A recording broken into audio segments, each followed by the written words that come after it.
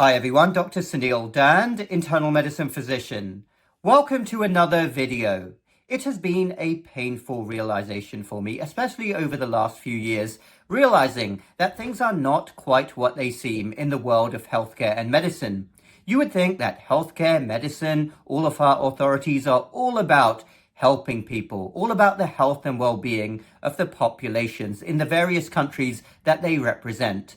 But when you are, quote unquote, red-pilled and your eyes are opened, you realize that basically every single level of healthcare, whether we're talking about physician societies, medical institutions, medical journals, they are nearly always heavily compromised by big business interests, big industry interests, and especially big pharma.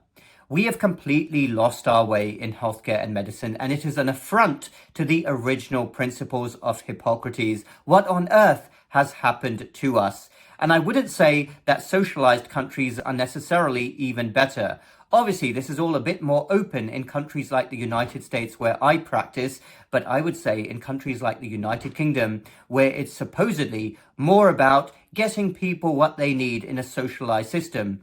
Often strings are being pulled there by other entities, and doctors over there even more represent the phenomenon of being useful idiots, not even realizing the strings that are being pulled right at the top in a supposedly socialized system. And a friend of mine who is a specialist in the United Kingdom, who knows how I feel about all of these issues, recently forwarded me this piece from supposedly one of the top medical journals in the United States, the Journal of the American Medical Association, JAMA. Many may say one of the premier medical journals in the world. Of course, like most medical journals, completely compromised by their business interests. But nevertheless, this concerns the biggest health catastrophe facing Western countries. Take a look at this piece. So here is an editorial, so it comes with a lot of clout, I'm assuming, from the editors of the Journal of the American Medical Association.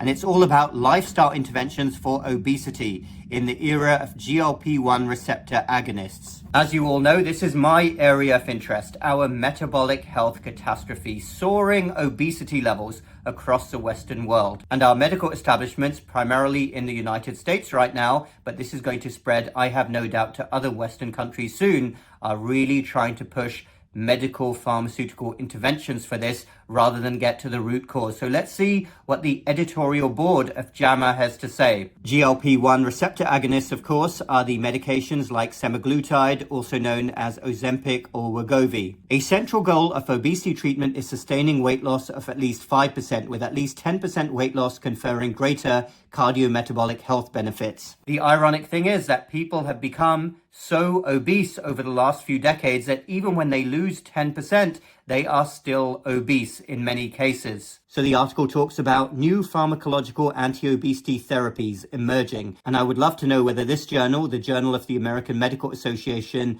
has accepted money from these pharmaceutical companies. So they talk about studies, which of course, if you give a powerful medication which basically blocks people from eating, of course they are going to result in some weight loss. Look at this paragraph here. Despite modest treatment effects, the studies present interesting innovations that have implications for the practice of obesity medicine. My favorite obesity medicine is a massive public health campaign in a sane world. That is what would happen to get us where we were 20 to 30 years ago. This is not rocket science, simply telling people to not eat ridiculous amounts of these ultra-processed pro-inflammatory foods from food corporations and also to be more active. But that is not the obesity medicine that the current day medical establishment has in mind. Not enough profit in that. So the article itself is too annoying to read for me, but I'm going to go right to the end paragraph here.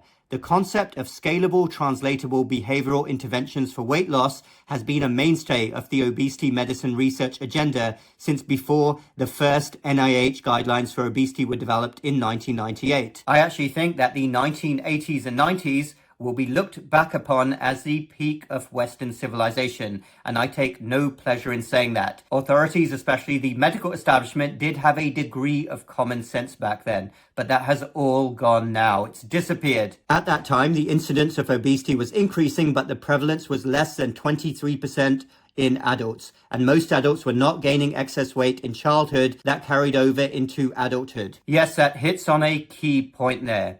We are seeing increasing numbers of children getting sick. In fact, soaring numbers of children getting type 2 diabetes, getting fatty liver disease, getting other inflammatory disorders, getting cancer. And rather than think about the toxic food environment that has proliferated over the last few decades, the medical establishment is focused on getting more medicines to children. It is not normal for a child to get type 2 diabetes. It is an absolute disgrace that the medical establishment is not on the ball here and thinks that the answer is to push medicines. In 1999 to 2000, the prevalence of overweight in children and adolescents aged 12 to 19 was approximately 15.5%. Intervening early with low-intensity interventions for patients without weight-related complications to prevent further gain or induce modest weight loss seemed appropriate. The epidemiology at that time limited treatment options for long-term obesity pharmacotherapy, limited long-term data on surgical safety, and predominant societal view that obesity was a lifestyle choice rather than a chronic disease combined to support the broad preference for behavioral weight loss interventions. So that basically sums up where medical journals like JAMA are on obesity. They're really trying to push the notion that we have to accept that obesity is a chronic illness, and we must look increasingly at pharmacological options and take a look at some of the articles that are published in the Journal of the American Medical Association. If you look here at these titles here, they clearly are really trying to push for these pharmacological products. This is absolutely despicable coming from one of the top medical journals in the world, which is fairly typical because, of course, we know where the money is flowing. Trying to accept that obesity is a chronic disease, accept that children are going to get sick, never get to root causes, never get to big public health campaigns. Thank goodness that the smoking issue didn't happen today, because no doubt pharmacological companies would be encouraging people to keep on smoking and just take an injection instead, which might lower your risk of all of the complications and getting lung cancer. 20 to 30 years ago, things were a lot more common sense, and we are only seeing the tip of the iceberg right now with all of these millions of youngsters getting sick. Wait 10 to 15 years and see what's going to happen.